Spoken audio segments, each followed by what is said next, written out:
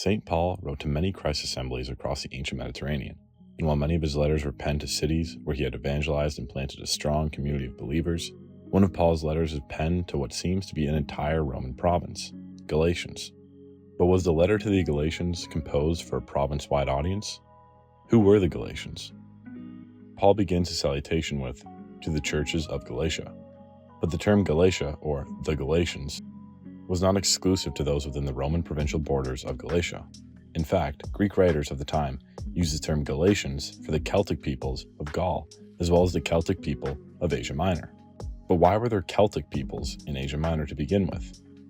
In 280 BC, a group of Celtic warriors from the region of Gaul banded together with the intentions of invading Greece. By winter 279 BC, these Celts had arrived in Thermopylae and had successfully pillaged the Greek city. Moving on to Delphi, the Celts were halted by Greek forces and ran into significant military failure.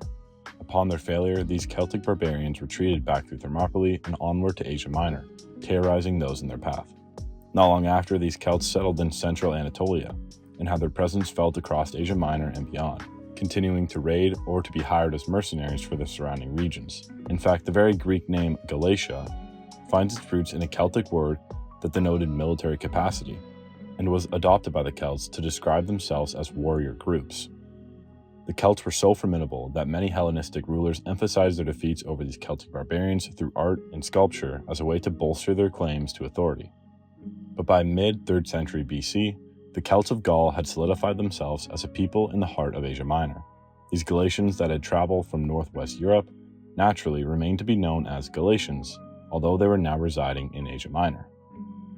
Now fast forward to 25 BC.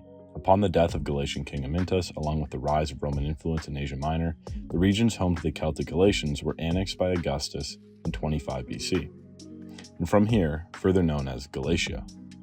But importantly, with the formation of the province of Galatia, its territories expanded south into Lycaonia, Pisidia, and Phrygia, encompassing a larger territory and in doing so introducing those who were not ethnically Galatian into its provincial borders.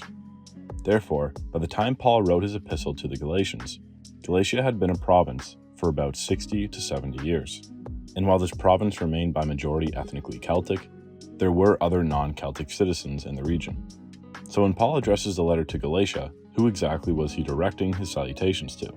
The ethnic Galatian population, or simply those within the provincial borders of Galatia? In Acts chapter 13 and 14, we read of Paul's missionary journey into Galatian provincial boundaries. Paul is recorded to have established Christian communities in Antioch, Pisidia, Lystra, Iconium, and Derbe, all locations that would be part of the southern, non-Celtic regions that were incorporated into the province of Galatia upon its inception in 25 BC. And so, if Paul in his letter to the Galatians is directing this letter to these non-Celtic groups such as Antioch, Lystra, Iconium, and Derbe, then it is likely Paul uses the term Galatians as a provincial term rather than directing the letter to the ethnic Celts of the northern regions of Galatia. But there is some doubt as to whether Paul addresses these areas mentioned in Acts chapter 13 and 14, or if Paul is referring to separate groups from other missionary journeys. There is evidence for separate missionary journeys to Galatia, and we find it in Acts chapter 16 and 18. After being in Derbe, Lystra, and Iconium, Acts chapter 16 verses 6 and 7 read, "They went through the regions of Phrygia and Galatia, having been forbidden by the Holy Spirit to speak the word in Asia. When they had come opposite Mysia, they attempted to go into Bithynia. The Spirit of Jesus did not allow them. So passing by Mysia, they went down to Troas." Here we can follow Paul from the areas mentioned prior, Derbe, Lystra, and Iconium, to the areas mentioned after, Phrygia, Galatia, Mysia, and finally Troas. Therefore, we see that Paul explicitly visits the northern areas of Galatia, areas where the old ethnic Galatians resided. Specifically, what is interesting about these passages is that Luke makes an obvious distinction between the areas of Derbe, Lystra, and Iconium and the areas of Galatia. And although these previously mentioned locations are a part of the provincial borders of Galatia, they did not receive the Galatian title, possibly because of their non-ethnically Galatian populations. Therefore, one might rightly assume that if Luke does not describe those in Derbe, Lystra, and Iconium as Galatian, why would have Paul? This evidence points towards the North Galatian hypothesis that supports the direct audience for Paul's Galatian letter to be ethnic Galatians that remained in the northern regions of the province and not the Christ assemblies that Paul established in his first missionary journey, recorded in Acts chapter 13 and 14. Although Paul did evangelize and establish early Christian communities across the whole province of Galatia, Paul seems to be specifically addressing this letter to ethnic Galatians of Celtic stock who traveled from Gaul in the early 3rd century BC and settled in central Anatolia before being consumed by the Greater Roman Empire in 25 BC.